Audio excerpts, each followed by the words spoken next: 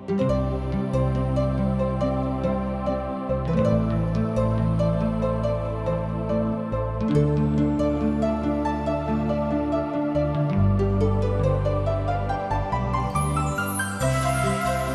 सब TWR India से प्रसारित कार्यक्रम जिंदगी के राह देखतनी। ई एगो सोचल विचारल ढंग से बाइबल की पुस्तकन का अध्ययन हवे। एक कार्यक्रम का उद्देश्य है कि संसार के बनावे वाले परमेश्वर की उद्देश्य के जानी और उनके इच्छा के अनुसार चल सकें। यही उद्देश्य के साथे हम ई कार्यक्रम आप खातिर हाजिर करतनी। कृपा करके देखी और सुनी ताकि परमेश्वर आपकी जिंदगी का रास्ता बतावे वाला ठहरस। प्रिय मित्र भाई बहन, रोमियो 6 अध्याय की 15 पद में लिखल बा, तक का भइल, का हम एक खातिर पाप करी कि हम व्यवस्था के अधीन नहीं खी वरन परमेश्वर के अधीन बनी, कबहू ना। तक का भइल, काहे कि हमनी का व्यवस्था के अधीन ना अनुग्रह के अधीन बनी जा। एक खातिर का हम पाप करें, कबहू ना। ऐसन तो सोचबो जिन करी। यहाँ पौलुस का सवाल ई बा कि अनुग्रह के का मदद करे के बा कि ऊ आपन उच्च और पवित्र लक्ष्य प्राप्त करे। कलीसिया की इतिहास में बहुते पंथ का लोग मसीही जिंदगी जिए का आपन आपन नियम बनौले बाड़े। प्यूरिटन पंथ के हम बहुते कर्जदार बानी। उह आपन नियम निर्धारित कैले रहले। उनकरा खातिर सबत के दिन का कठोरता से पालन कइल गईल एगो मनोदशा बन गई है। जबकि रविवार मने अतवार का दिन सबत का दिन हइये ना है। आजो ओकर बचल खुचल देखे के मिलेला। कई गो पंथ ऐसन बाने जे के विश्वासियन खातिर नियम बनौले बाड़े। कुछ रूढ़िवादी लोग तो 10 की जगह 20 गो नया आज्ञा बतावत बाड़े। अगर विश्वासी ई करे और ऊ ना करे तो ऊ सच्चा मसीही जिंदगी जियता। यही कारण है कि हम ये विचार का विरोध करेनी कि आपके ई सब करे का कोनो जरूरत नहीं है। हमारी दफ्तर में एगो लड़की काम करेले। ऊ ए रास्ता के अपना के बहुते उत्साहित रहे, मगर आज देखी तो ऊ घोर निराशा में घेराइल बिया। काहे कि ऊ अपना से प्रयास करत रहे प्रभु यीशु के काम करे के और ओके अवसरे ना मिलल। मसीही जिंदगी नियम पालन ना, तरह तरह के नियम निर्देश का पालन करे के मसीही जिंदगी ना जियल जाला। आप सब कहब काहे मसीही जिंदगी का है, तो सुनी, मसीही जिंदगी मसीह यीशु का आज्ञा पालन है। एकर मतलब है मसीह यीशु के संगे सहभागिता। मित्रगण, का आप प्रभु यीशु मसीह से प्रेम करेनी? ये एगो बहुत बड़ बात है। यूहन्ना 14 अध्याय की 15 पद में लिखल बा, अगर तू हमरा से प्रेम राखेला तो हमारी आज्ञा के मनबो करबा। मसीह के संगे एकता बनावल अवस्थानक पवित्रीकरण है। मसीह का आज्ञा पालन पवित्रीकरण का अनुभव है। हमार मित्रगण, भाई बहन, ये इतना आसान है। ये नहीं कि आप कौन चलेनी। का आप मसीह की संगति में चलेनी? निसंदेह पाप ए सहभागिता के तूर दी और हमके पाप का अंगीकार करे के पड़ी। प्रभु यीशु मसीह अंतिम भोज के समय पतरस से कहलें, अगर हम तोहरा के ना धोई तो हमारी साथे तोहार कौनो साझा नहीं है। यूहन्ना 13 अध्याय की 8 पद में लिखल बा, अगर हम अपनी मसीही जिंदगी में प्रभु यीशु के सोझा आपन पाप ना मानी तो उनकरी साथे कौनो सहभागिता नहीं है।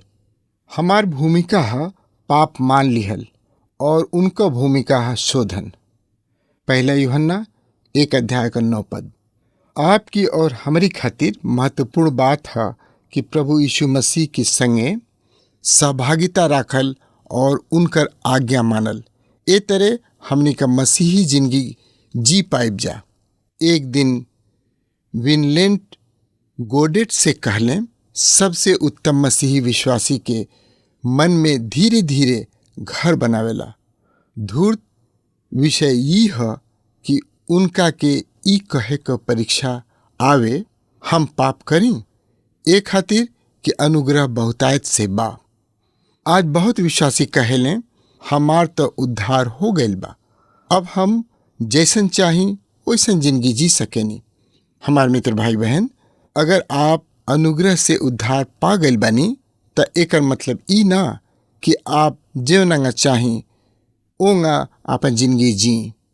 गलातिया प्रदेश की कलीसियन के चिट्ठी लिखत समय पौलुस कहतने कि जीवन निर्वाह का 3 गो रूप है। पहला, आप व्यवस्था के अनुसार जी। दूसरा, आज्ञा के अनुसार जी। तीसरा, आज़ादी से जी। व्यवस्था के अनुसार जिए में नियम निर्धारित रहेला। हम एगो सिनेमा के कलाकार के बारे में पढ़नी, जेमे ऊ बतावत रहे कि ओकर जिंदगी बेविचार में डूबल रहे। ऊ वही में जियत रहे। आप चाहे कुछ होखी मगर आप व्यवस्था की अनुसार जियतनी तो आप अपनी पुरनका स्वभाव के अधीन बानी। अगर आप परमेश्वर के संतान हैं तो आप अपन ना मसीह की इच्छा से चलें। आपके प्रभु यीशु मसीह का आज्ञा माने के पड़ी, उनके आपन जिंदगी सौंपे के हुई।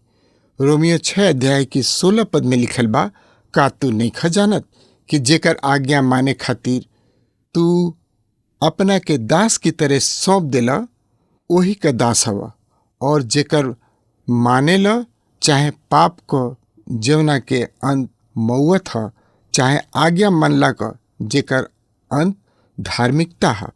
का तू नहीं खजानत पौलुस ई कहतड़े तो हम निश्चय जान ली कि हम विश्वासी लोग नहीं जा जानत और हमनी के जानल जरूरी बा। जेकर आज्ञा माने खातिर तू अपना के दास की तरह सौंप देला वही का दास हवा। हर आदमी केहू न केहू का दास ह। हम एगो नया युग के टीकाकार के कहत सुनली कि हर आदमी केहू न केहू के चाहे कोनो चीज का आज्ञा पालन करेला। ई साच है। आप शैतान का भी आज्ञा ग्रहण कर सकेनी। अपना स्वभाव के कारण हम कोनो बात के या कोनो आदमी का दास हो जानी जा। अब पौलुस कहतने कि हमार स्वामी जे केहू होखे हम ओकर आज्ञा मानी। अगर आप पाप का आज्ञा माने नी तो आप ओकर दास हमी और ऊ आपका स्वामी है। अगर आप पाप में जियत बनी तब मसीह यीशु के आपन स्वामी जिन कहीं ऊ आपके आजाद कर देलें। यूहन्ना 8 अध्याय की 36 पद में लिखल बा, ए खातिर अगर पुत्र तोहके स्वतंत्र करी तो सचमुच तू स्वतंत्र हो जेबा। का करे बदे स्वतंत्र? उनका खातिर जिए बदे स्वतंत्र, उनका आज्ञा माने खातिर स्वतंत्र। यूहन्ना 8 अध्याय की 3 पद में ऊ इहो कहले, हम तो से साच साच कहतनी कि जे केहू पाप करेला ऊ पाप का दास हवे। प्रिय भाई बहन, हम आप सबके एगो उदाहरण बतावतनी। हम अपनी खिड़की से देखत रहनी कि सामने क्लब से बाहरी कार चलावे वाला चालकन का एगो समूह आपस में बातचीत करत रहे कि एगो धनवान व्यक्ति क्लब से बाहरी निकल के और आवाज लगौलस। वही लगले वो चालकन में से एगो आगे बढ़ल और एगो आदमी कार का जाके दरवाजा खोल देलस। जब उ धनवान आदमी कार में बैठ गए तब चालक घूम के अपनी सीट पर जाके बैठ गए और गाड़ी चलावे लगल। हम बुझ गए नी कि उ कार चालक वो धनवान का सेवक रहे। वो समूह का औरी चालक ओकर दास ना रहले, काहे कि उ उनकरी आवाज के सुन के आगे ना गईले, खाली उहे ओकर दास रहे। पौलुस ठीक यह कहत रहले कि चाहे आप केहू होखी, आप जेकर आज्ञा माने नी उहे आपका स्वामी है। रोमियो 6 अध्याय के 17 पद में पौलुस लिखतने, मगर परमेश्वर का धन्यवाद होखे कि तू जीवन की पाप का दास रहला तब वो मन से ओ उपदेश के माने वाला हो गईला। जौना सांचा में ढालल गईल रहे। एगो बात और इस समझे के बा, जब आपका उद्धार हो गईल तो आपका स्वभाव बदल गईल, आपके नया स्वभाव मिलल। आप मसीह यीशु के आज्ञा मान सकेनी। पौलुस ये अनुभव से निकलल रहे। रोमियो 7 अध्याय की 18 पद में पौलुस कहतने, हम जानतनी कि हमरा में मैंने हमारी देह के स्वभाव में क्यों न निम्न चीज वास ना करेला। हमरा में निमन काम करे के इच्छा तो बा, बाकी निमन काम हमसे नइखे हो पावत। पुराना स्वभाव में कुछ अच्छा नइखे, आप एमे बहुत सुधार ला सकेनी, मगर पक्का एके बदल के अच्छा ना बना सकेनी। दूसर विस्मयकारी तथ्य ई है, नया स्वभाव में सामर्थ्य नइखे। यहाँ हमनी में से अधिकतर लोग चूक जाले। हम सोचतनी कि हम मसीह स्वभाव में आ गईनी तो हम संसार में अकड़ के चल सकेनी। ना, हम ऐसन ना कर सकेनी। हम तो वही तरह कमज़ोर बानी जैसे पहले रहनी। यह वजह है कि हमके विश्वास में और पवित्र आत्मा की सामर्थ्य में जिंदगी जिए के बा। खाली पवित्र आत्मा ई मसीही जिंदगी उत्पन्न करेला। रोमियो 6 अध्याय की 18 पद में लिखल बा, और पाप से आजाद होके धर्म का दास हो गई जा। हमनी के आज़ादी दिहल गईल बा। दूसर का शब्द में उ हमनी खातिर मसीही जीवन जियल स्वभाव बना दिहले। रोमियो 6 अध्याय की 19 पद में लिखल बा, हम तोहरी देह की कमजोरी के कारण आदमी की रीति पे कहतनी, जैसे तू अपनी अंग के कुकर्म खातिर अशुद्धता और कुकर्म का दास बना के सौंपला, वही तरह अब अपने अंग के पवित्रता खातिर धर्म का दास बना के सौंप द। प्रभु यीशु मसीह धर्म गुरु हमन, और ओ समय के धर्म गुरुअन से कहलें कि ऊ पाप का दास हमें, तो उन्हन के लाज लागल। आपके याद होगी कि प्रभु यीशु मसीह विश्वास करे वाले यहूदियन से कहलें, यूहन्ना 8 अध्याय की 31 पद से 34 पद में, तब यीशु ओ यहूदियन से जीवन उनका प्रतीति कैले रहें, कहलें, अगर तू हमारी वचन में बनल रहबा तो सचहूँ हमार चेला ठहरबा और सत्य के जनबा, और सत्य तोहन लोग के आज़ाद करी। ऊ उनके जवाब दिले, हमनी का तो अब्राहम की वंश से हई जा और कब्बो केहू का दास ना भनी जा। फिर तू काहे कहतड़ा कि तोहन लोग आज़ाद हो जीबा जा। यीशु उनके उत्तर दिले, हम तोहन से साच साच कहतनी कि जे केहू पाप करेला ऊ पाप का दास है। ओह, आज कितने आदमी औरत पाप का दास हमें। आज हमारी युवा जवानन पर ध्यान दी, जीवन विद्रोह क के नशा का दास बनले और नाश हो गए। आज हमने के समाज में जीवन कुछ होखा था, ऊ ए युग का सबसे बोड़ त्रासदी है। रोमियो 6 अध्याय की 20 पद में लिखल बा, जब तू पाप का दास रहले तो धर्म की ओर से आज़ाद रहला। मैंने आपके मसीह की सेवा का विचार ना रहे, आपके में रुचि ना रहे। रोमियो 6 अध्याय के 21 पद में पौलुस कहता ने, मैंने जेवना बात से अब तू लज्जित होखेला ओसे ओ घड़ी का फल पावत रहला। आप मसीह से आज़ादे ना रहला, आप में कोनो फल ना रहे। मैंने आप अपन इच्छा पूरा करत रहला। हमके ओ जवानन का अनगिनत चिट्ठी मिलेला जवन कबो हिप्पी कहल जात रहे, मगर अब मसीह के ग्रहण क चुकल बाने। ऊ आपन पुरान जिंदगी से लज्जित बाने। जब आप पाप में गिरेनी त का आपका दिल दुखी होखेला। परमेश्वर का संतान और शैतान की संतान में ये अंतर बा कि शैतान का संतान शैतान का इच्छा पूरा करेला।